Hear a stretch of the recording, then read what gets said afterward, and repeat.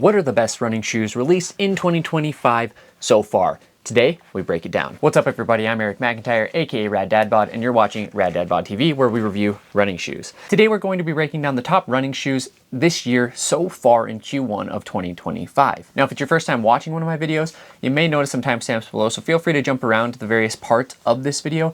But if you do so, I would sure appreciate if you come back and watch the full video when you get a sec, as I put a lot of time and effort into these. And if you've been a viewer for a while and you haven't yet hit that subscribe button, please consider doing so and turning on notifications so you get notified every time I drop a new video, which is typically Monday through Friday. Now, just to kick us off with this video, some quick disclaimers and disclosures. Many of the shoes that I show today, I will have received from brands for the purpose of review. I have not been paid for any shoes in this video. That being said, anytime I receive shoes for review, I am not paid. I'm not given talk tracks. I'm not asked to include shoes in any specific content. No one gets to watch my videos beforehand. No one knows if I'm including certain shoes in this video. All thoughts are entirely my own. Now, with that out of the way, let's talk about today's video. Now, for the purpose of today's video, I am going to be talking about my favorite shoes in 2025 so far. So obviously I shouldn't have to clarify this, but I'm going to anyway, because inevitably someone will probably get mad, but this is my opinion. You are welcome to disagree with any of my choices. These are my personal favorites so far. Now, you may see some shoes on my wall behind me that I actually have not put miles on yet.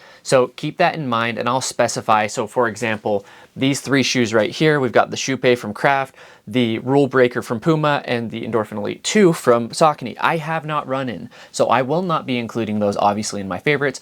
I will only include shoes that I have run in, that I have decent amount of miles in so far, and again, my opinion. Now first, let's start off with the daily training category as a whole.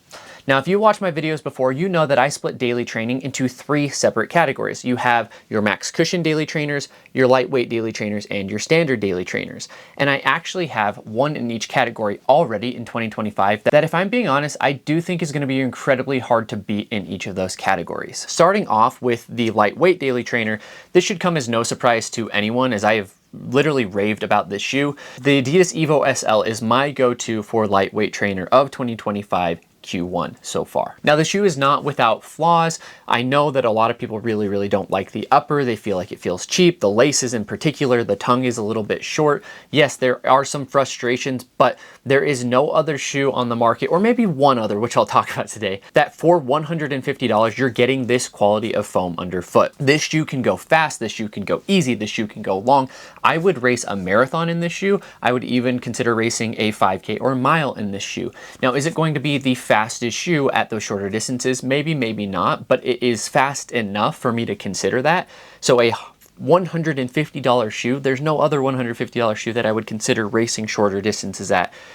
With the marathon, it's about comfort, but you also get some efficiency from it. So you actually have that Light Strike Pro TPEE Super Foam underfoot, and that's a big deal to me. So this one takes my lightweight trainer of Q1 of 2025. Moving to the max cushion category of daily training, I'm going the Neo Zen from Mizuno. And yes, that is how you pronounce it. It is a Japanese last name. This should also come as no surprise to people, because I've been also raving about this shoe. A couple of things. Again, this shoe is also not without flaws. For one, it runs very big. So I would 100% half size down. I've tried it in my normal 10.5. I've half sized down to a 10. I much prefer the size 10.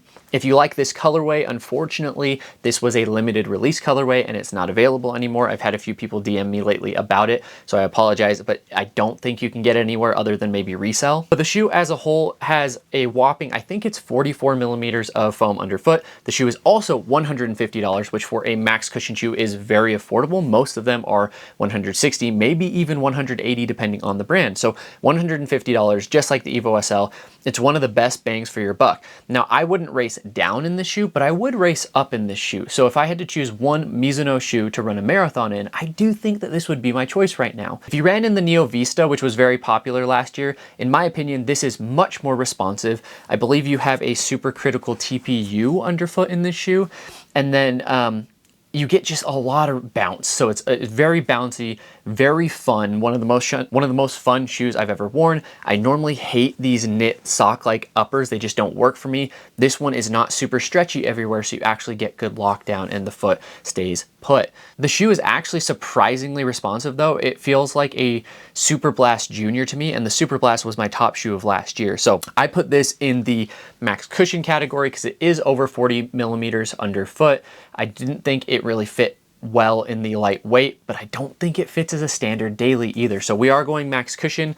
I historically don't like max cushion. I love this shoe. So this is my max cushion daily trainer of 2025 so far. Now moving to the standard daily trainer, I actually took this shoe out for the first time today for just about 9 total miles, but I'm already ready to call it because to me that standard daily trainer category just hasn't had a lot of releases in 2025 so far. At least none that have come close to this shoe in terms of competition just yet. I've spoken to a couple other reviewers about this shoe. Everyone is very pleasantly surprised, and they're saying it rivals kind of the NovaBlast, and it's kind of a toss-up between this and the NovaBlast as far as their favorite standard daily trainer. So that tells you something because, at least for me, the NovaBlast was my 2024 standard trainer of the year. So this is the Salomon Aeroglide 3. It released pretty recently from Salomon. It is a road shoe, as you can see. You've got that road traction. It has really, really good traction underfoot. You get, I believe it's a supercritical foam. It looks like a beaded foam. I don't have the spec sheet yet, or I at least don't know if I have it. I'll have to go back and check. But nice responsive foam. It's soft yet not squishy. It's supportive. It's that kind of beaded foam, so it's bouncy. And then the upper is just really, really comfortable. It's very sleek. You've got some light cushion, but good lockdown, good structure in the shoe while maintaining some really good breathability. And then the tongue itself is fully like stitched in. So now this one could get overtaken, right? Like as in 2025, going into Q2, Q3, Q4 even, this is the daily training model out of the 3 that I think would be most in jeopardy of being dethroned. But I don't know which model is going to take it out from other brands, right? There's a lot of other good brands out there, so we'll have to see kind of with those standard daily trainers.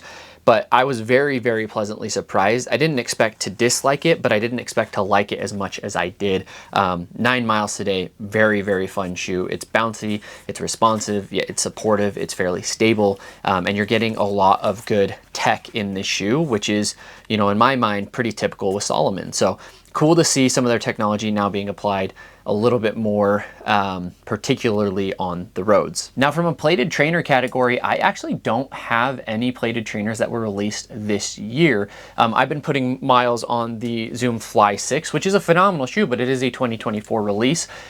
So the only fast shoes that I've really received so far this year are Supershoes, right? Are actual marathon racing shoes. One shoe, I guess actually, this is probably a tempo shoe. This is probably a good one. And I do really, really like this shoe.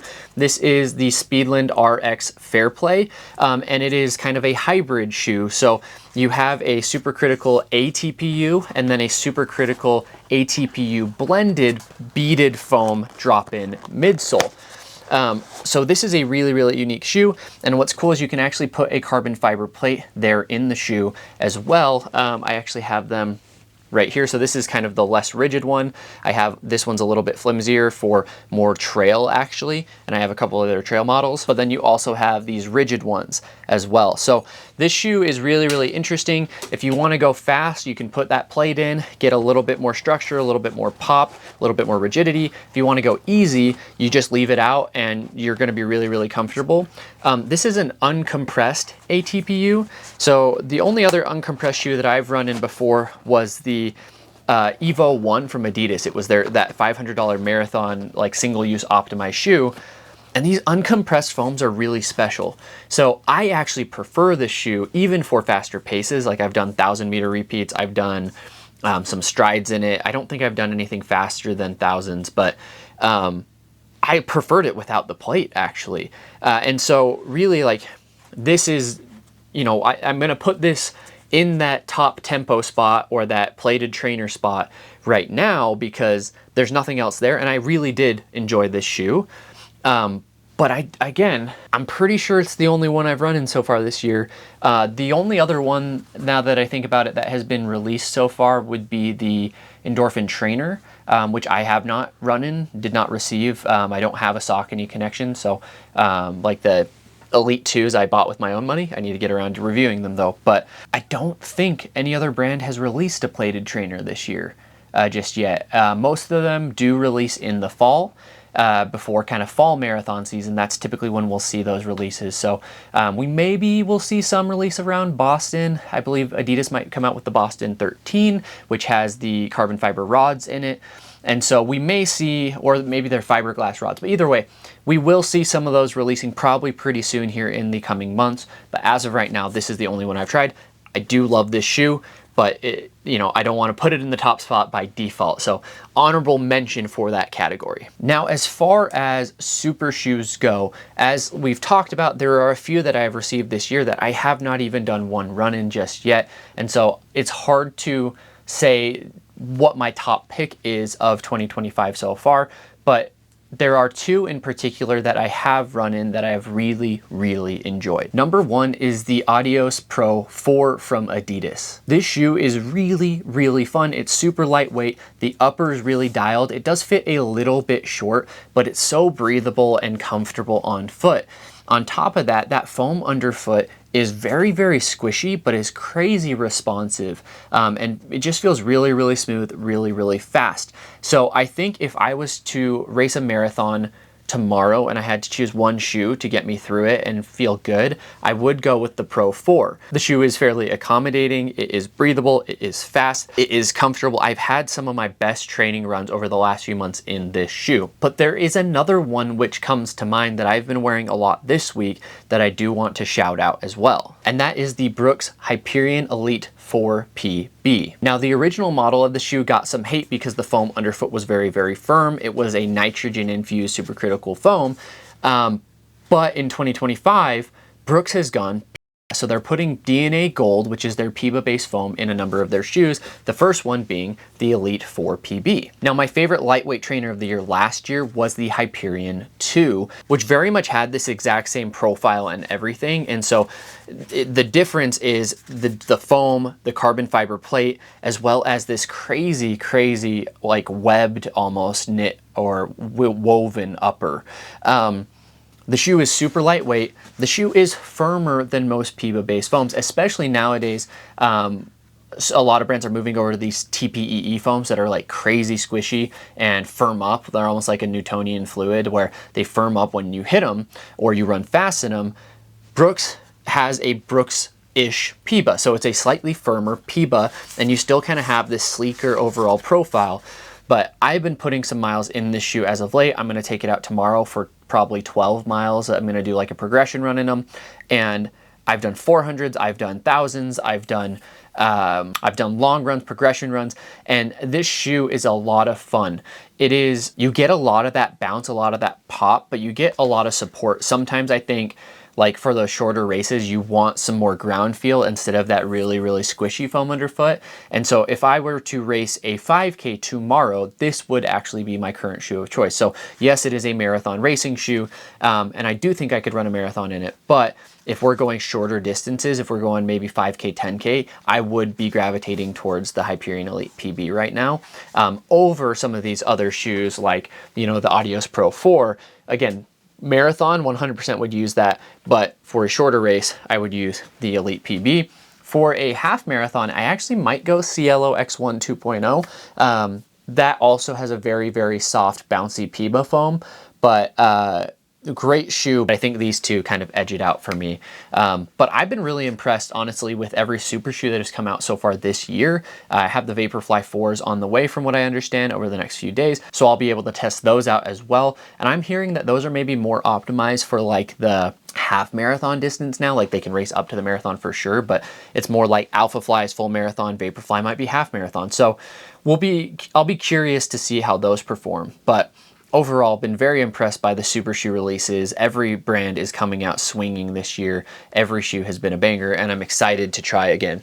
These three are pretty crazy as well. And I know we're also getting the Fast R3 from Puma coming soon. I don't know if I'll get that one. I may have to buy that one myself, which is totally fine because I will. I want to review it. But lots of really, really good shoes. Like the shoe industry, and it was really evident coming out of the running event in November, like the shoe industry, running shoe industry has taken a huge leap in terms of super shoe technology. And even the daily trainers, again, are getting some of that trickle down effect, and it's bleeding in. And we've had some really awesome shoes for 2025 released so far. So there you go. Those are my picks for top shoes so far in 2025. I know I didn't hit all of my categories, but I just haven't really received any super trainers this year or purchased any super trainers this year, either in the kind of non-plated or plated version, right? So the exception being the RX Fairplay. But all in all, there hasn't been a shoe that I've tried this year that I have disliked. There are ones that I like more than others, but every one seems to serve a purpose, and I have genuinely enjoyed reviewing a lot.